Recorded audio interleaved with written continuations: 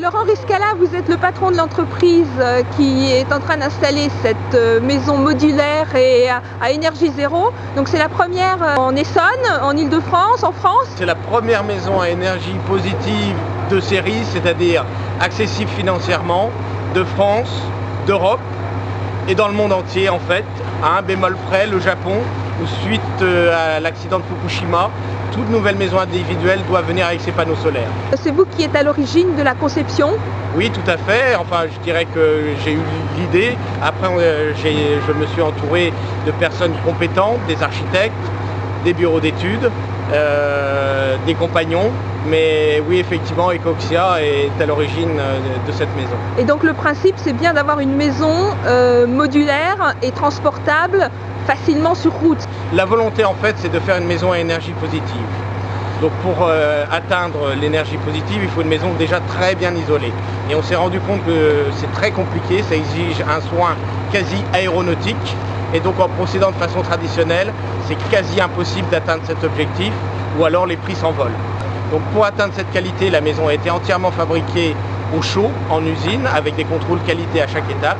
Et ensuite, il a fallu bien évidemment transporter les 3 modules constitutifs de la maison. Pour l'installer ici, à Hyères, où vous allez installer votre siège social. Exactement. Voilà, la maison a été assemblée en 2 mois seulement, en Normandie, à Cléon, en Seine-Maritime.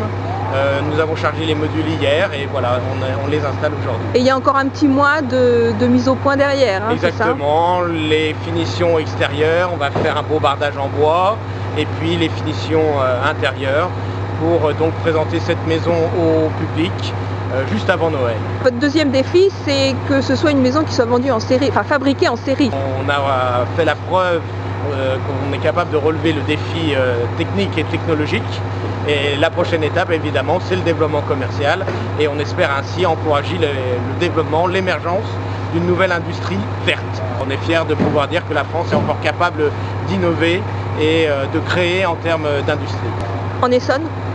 En Essonne, où se trouvera le siège social, mais voilà, la production se ferait normalement avec notre partenaire en Normandie. Pourquoi Hyères ? Pourquoi Hyères ? Parce que évidemment il nous fallait une maison témoin, si on peut dire, donc un terrain sur lequel poser la maison. Et donc on a cherché aux alentours et le député maire de Hyères, M.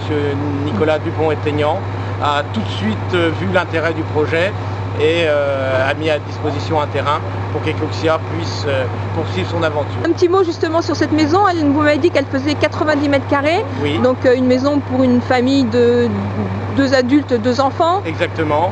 Et sinon elle a toutes les compétences et tous les services qu'offre une maison traditionnelle. Et même bien plus puisqu'elle est à énergie positive comme on l'a dit, c'est-à-dire qu'elle consomme très peu et qu'elle produit plus d'électricité qu'elle n'en consomme.